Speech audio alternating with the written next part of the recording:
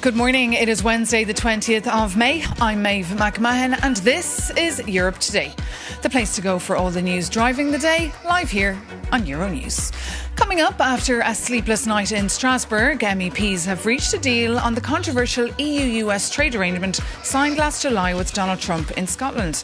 We'll speak exclusively to Bernd Lange, the lead MEP for the Parliament. Also in Strasbourg today, MEPs will hold crunch talks and finalise the controversial EU returns bill as national capitals call for long-term solutions for rejected asylum seekers. After months of deliberation, it would allow EU capitals to strike deals with third countries and build deportation centres outside the Union. Plus, just days after Donald Trump's high-profile trip, Russia's President Vladimir Putin arrived in Beijing late last night for talks with his Chinese counterpart and, quote, long-standing friend Xi Jinping. The visit comes as the US confirms plans to withdraw more troops from Europe, insisting the move will not weaken NATO's deterrence capabilities. We'll be crossing live to the NATO headquarters. But first, to our top story, negotiators from the three EU institutions, the Parliament, Council and Commission, have sealed a deal in the early hours on the EU-US trade pact struck last summer in Scotland. After watering down safeguard measures, relations with the US remain fragile as President Trump continues to use tariffs as a tool to pressure allies. For more, I'm joined here in the studio by our Europe editor, Maria Tadeo. Good morning, Maria. Good morning. So they got the deal over the line. What's in it? Well, they got it over the line. They agree now to expedite the implementation of the arrangement that was agreed last summer between President Donald Trump and the head of the Commission, Ursula von der Leyen. Just to bring our viewers up to speed with this deal, the tariffs on U.S. industrial goods will go down to zero. Tariffs on European imports heading to the U.S. would triple. At this stage, the really thrust of this issue is the European Parliament now gives the approval, the consent to move on and go ahead with the implementation. They do this in a context in which the president of the US had threatened to double tariffs on European cars by July the 4th. That is, of course, America's Independence Day if this did not happen. What the European Parliament agrees now is that this will put the relationship on a more stable footing. That is questionable, of course, given the context between the U.S., the Trump presidency, and Brussels. And they also say, which is put together in this arrangement that we have now cut yesterday at about 2:30 in the morning, is that they will go ahead, expedite the implementation. But they also argue that it comes with some safeguards. Of course, we've had time now to look at the fine print. When I look at this, what I would argue is that the safeguards have, in fact, been watered down to get this under the line. There are no mentions. At some point, this was floated, the idea of territorial integrity in the European Union, and all of this going back to the threats that President Trump made on Greenland and therefore also Denmark, a member of the EU. That does not feature. They do have a clause that says the Commission would have a right to suspend some of the parts of the agreement if we do not see tariffs and duties on steel and aluminum come down by the end of the year. Remember, they're now standing at around 50%. There has been no tariff relief on that front when it comes to the Americans on the EU. And they also say this could be suspended altogether by 2029. Of course, by 2029, President Trump will not be in offer. When I look at this, ultimately, the Parliament agrees in a very difficult context to move ahead, fearing that if not, that would lead to escalation and more tariffs by July. Ultimately, will this change anything about the fundamental core of the arrangement? No, the 15% of European goods will stay. And of course, the U.S. will still remain as a winner out of this, with industrial goods coming down to zero and a promise by the Europeans to buy and spend billions on U.S. weapons and energy. The deal, the core of it, stays as it is. It is tilted in favor of the U.S. OK, Maria Tadeo, thank you so much for that. And shortly you'll be speaking exclusively to Bernd Lange, one of the top negotiators on that deal, who was up all night. So stay with us here in the studio for that. But now, moving on, Russia's Vladimir Putin is back in Beijing meeting Xi Jinping. But this visit feels very different from Donald Trump's just last week. So far, both leaders have hailed the important Russia-China ties, with Xi calling Putin a dear friend. Our Jakob Yanis has more. It's been less than a week since Donald Trump's visit to Beijing. And now it's Vladimir Putin's turn to land in the Chinese capital for a state meeting with Xi Jinping. And to see past the official agenda, you just have to look at the guest list. When the US president visited, he brought tech and finance executives. Putin's massive delegation, however, includes 5 deputy prime ministers, 8 ministers, regional governors and the head of Russia's central bank. So what does this power play actually signal for Europe? For Russia, China has become a critical economic lifeline, with bilateral trade topping $200 billion for 3 straight years. Moscow is structurally dependent on Beijing for industrial machinery, electronics and cars. And with major Russian banks cut off from Western financial systems, trade settlements in Chinese yuan have exploded from less than 2% in 2022 to almost 30 to 40% of Russia's total trade.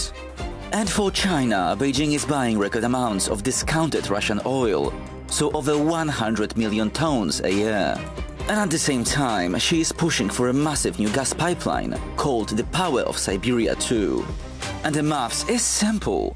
The Chinese leader wants cheap Russian raw materials, but he cannot risk Western penalties blocking Chinese exports to valuable European markets. But hey, look at who else was on that plane. Notably, Kirill Dmitriev, so head of Russia's direct investment fund, and Kremlin's key negotiator with Washington, hoping to leverage China's diplomatic weight to win down the Russia's invasion of Ukraine. But for Beijing, it's all about the Taiwan card.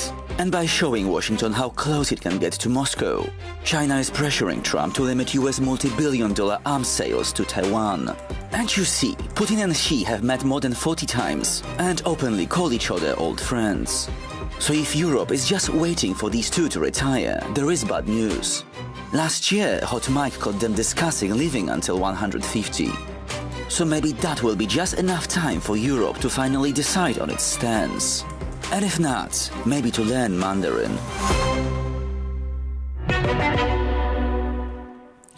Now moving on, the Brexit debate is back on the agenda after Prime Minister Keir Starmer's leadership rivals suggested that the UK's place could be back here in the European Union. Euronews correspondent Marit Gwynn spoke exclusively to the UK's State Minister for Trade from Strasbourg and started by asking him whether his government should ditch its red lines and try to rejoin the EU's single market.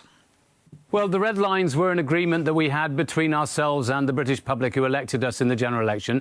You're right, it's not even 2 years yet since the last general election. We've got another 3 years before the next general election, and I'm sure that the Labour government is going to be pushing forward on all these different elements. If we had more regulatory alignment between the UK and the European Union, just as we're about to do on food and agricultural products, but did that in other sectors as well, I think you would see a significant saving to business across the whole of the continent and a significant increase in trade between the UK and the EU. And I think that there's a really strong feeling that in a few years' time, it's perfectly possible that you will see British troops standing next to Danish troops and Spanish troops and German troops in Ukraine, defending our European security. It will be crazy if by that time we haven't managed to achieve a trading arrangement which allowed them to use the same car and buy the same products online and use services across the whole of the continent as well. Yet while you're pushing for this, your government is clearly on very fragile ground right now. There will clearly be eventually an official leadership contest, and one of the challenges of former Health Secretary Wes Streeting has already adopted a much bolder line on the post-Brexit relationship, saying there needs to be a special relationship and even the possibility of rejoining the EU.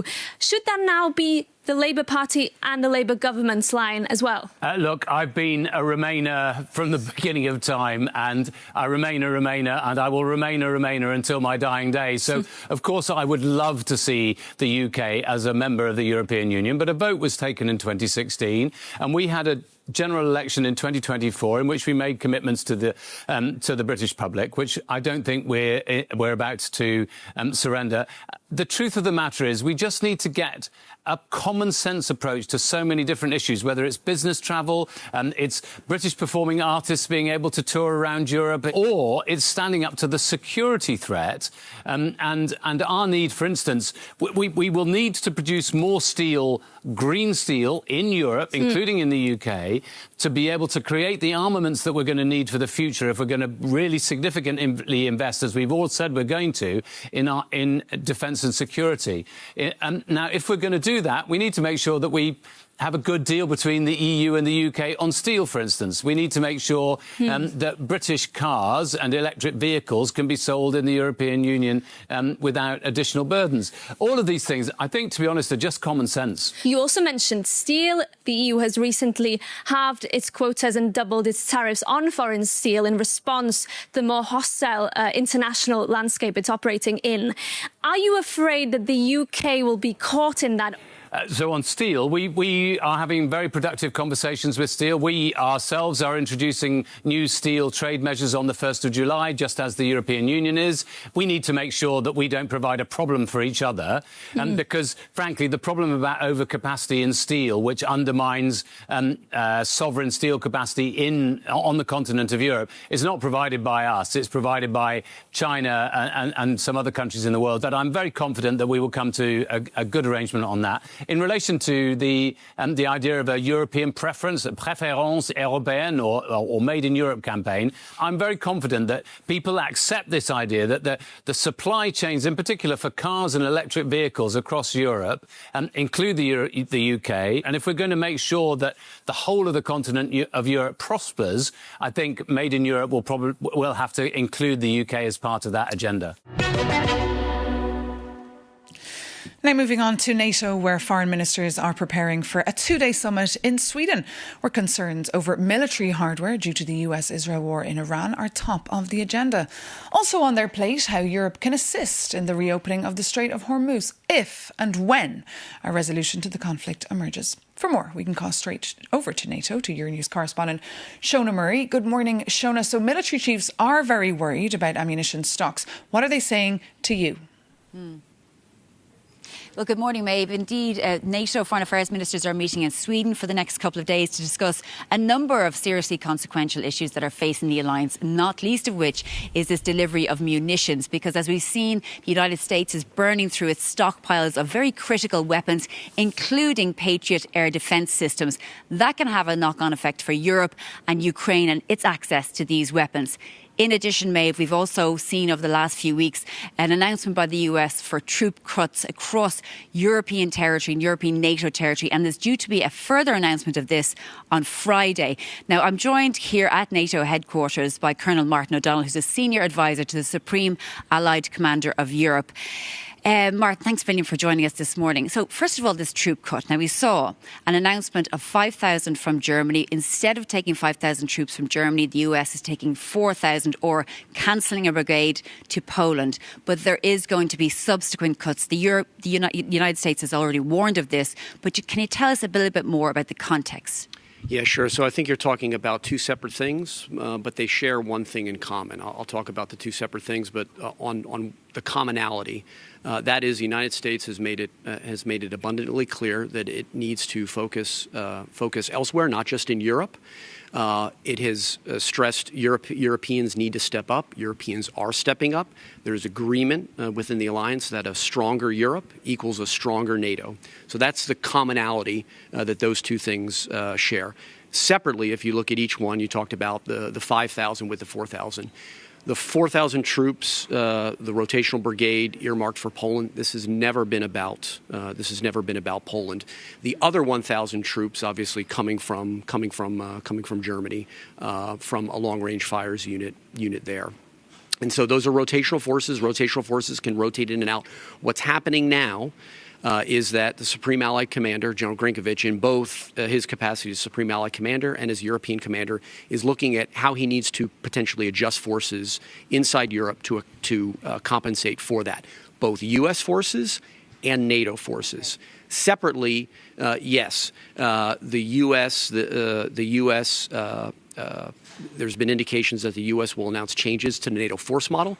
I think the important thing for your viewers to understand is that those adjustments have been discussed about with NATO over the course of the last many months. All right, there should be no surprises on this, and it will focus on areas where we see Europeans very, very capable of stepping up. So the idea being that the first announcement was I suppose, in the middle of a feud with Chancellor Merz. This announcement is in relation to ongoing discussions and military planning. So it's a little bit more sort of forward planning. Can I ask you also about access to munitions? Because we've seen the United States burning through billions of dollars worth of weapons. Now there's concerns that Europeans won't be able to access what they need for Ukraine. Yeah, so I think the United States has also made this clear that there's enough munitions. Munitions are still flowing, both to Europe and, most importantly, to Ukraine. Cannot stress enough the importance of the PEARL, the Prioritized Ukraine Requirements List, and the contributions that we continue to need from nations to step up. We've seen many, many contributions from many European nations. We need more to keep coming in to ensure these munitions can continue to go to Ukraine. But I suppose in terms of production, that's the key issue, isn't it? Because they can't keep up with the pace. So what needs to be done about production? Well, we need to increase our defense industrial base on both sides of the Atlantic. And that was a big part of the discussion that occurred here yesterday with the Chiefs of Defense meeting. I think that will continue at the end of the week with the meeting of the foreign ministers. Just in relation to the drones, can you just quickly tell us a little bit about, because we've seen a lot more drone incursions across European territory, just very quickly, is this something we need to be deeply concerned about? Yeah, so I think what, again, the viewers need to understand is we saw NATO shot down a drone yesterday that potentially threatened NATO airspace. We've done that before. We'll continue to do that. We're continuing to roll out ground-based interceptors for drones all along the Eastern Front as part of Eastern Sentry. And so viewers should be assured that NATO has a handle on this. Okay, Colonel Martledon, thank you very much for joining us this morning. And back to you in Studio Maeve. Thank you so much. But now, as promised, it is time to dive deeper into our top story today. And that is, of course, that deal last night in Strasbourg on the EU-US trade deal. Maria, today, of course, is here with us on set. So over to you. Yes, Maeve, let's now go to Bernd Lange because he is a top negotiator for this file. A deal has been agreed yesterday night. Let's go straight to our guest in Strasbourg. And, sir, you've had no sleep, so thank you so much for joining us. I've got to admit, I've defended you many times, every time you've delayed the vote, because this is a consequential decision for Europeans. Nonetheless, I'm surprised. You've now agreed to it. What changed? First of all, it's not a deal. It's a legislation, and that's really important, and therefore we had to be really careful. And secondly, we are not really delaying the process. The only delay we had was during the so-called Greenland exercise, where President Trump really used coercive measures against us. So now we have safety net, so we are looking for safeguard mechanisms, for a monitoring system. We are looking really to suspension clause, and we have also a clear sunset for the whole legislation. So this is a package which gives predictability and safety for us, for our consumer, and for our industry, and therefore I'm quite happy that we concluded it. But, sir, do you honestly believe that? Do you think you're going to have a more stable relationship with President Trump? Because some would argue you've agreed to it because it's threatening you to double tariffs on the cars. That's really what changed, nothing else. Yeah, of course, we have now security, and that's so important. And as you know, this current legal base in the United States, the Trade Act 122, is expiring on the 24th of July. And nobody knows what will come after. And we have now clear criteria that if our deal is not respected on the US side, then we will lift again the tariffs. Or secondly, as you know, the United States have really increased tariff for washing machine and other products after the deal of Scotland was concluded, and we want to bring them back. And also this has to be in our legislation. So this gives us assurance that we can act in a proper way if there are turbulences on the other side of the Atlantic. Mr. Lange, some would say it's in fact the opposite. The safeguards have been watered down. There is a clause here that argues the deal can be halted, but only after 2029. President Trump will be gone by then. Do you really believe you have the safeguards in place so that this is a balanced deal? I will not make any comment on the deal of Scotland. Now we have really a safety net. And yes, we have safeguards. We will have a monitoring of the economic consequences inside the European Union starting 3 months after this legislation is coming into force. And we have a lot of suspension clauses, and we have also clear regulation that if the United States will not decrease the tariffs for these metal products until the end of the year, then we will lift our tariffs for this product. And yes, we have a sunset clause. And this is really totally new. This was not foreseen. We will have an impact assessment about the whole exercise, and then we will start negotiations after 3 years with the United States. So there is a really big package for giving us predictability. Although, of course, the sunset clause only kicks in 2029, 1 year after President Trump leaves office. But I have to ask you about steel and aluminum, because this is very important for the European industry. What makes you think the U.S. will agree to lower them from 50%? Because we have seen no movement over a year. This is very painful for the European industry. That's not totally correct. So we have some movement on the 2nd of April. So I'm a motorcycle driver, and motorcycles are relieved from this tariff, so back to 15%, and some other products as well, but not all of them. So we are in contact, and we give them a time until the end of the year, and if then it's not happening, then we will come back to our tariffs. So there is some room for maneuver on the US side, and I hope that the US administration will act properly. I just have to ask a final question. Now that you've agreed to expedite this, you say, I hope the U.S. will agree and comply too. Do you trust President Trump ultimately? Do you honestly believe he will go through his words? You never know what is coming in his mind, but we have the possibility to act. So if the conditions are not fulfilled, then we will re-establish immediately the European tariffs for US products. And this is a clear message. Stick, President Trump, to the deal of Scotland. Then, of course, we can act in a proper way. If not, then we have our countermeasures ready. Well, Mr. Lange, thank you so much. I know you had a very short night, so thank you. Appreciate it for joining us this morning. And thank you so much as well to Maria as well. And Bernd Lange, of course, will be having a busy day. He'll be speaking to the press a little bit later this morning. For more news, of course, on that compromise, you can read euronews.com. But that does bring this edition of Europe Today to a close. Reach out to us at europetoday@euronews.com. That is our email address. But as always, thank you so much for tuning in. Take care of yourself and see you soon on Euronews.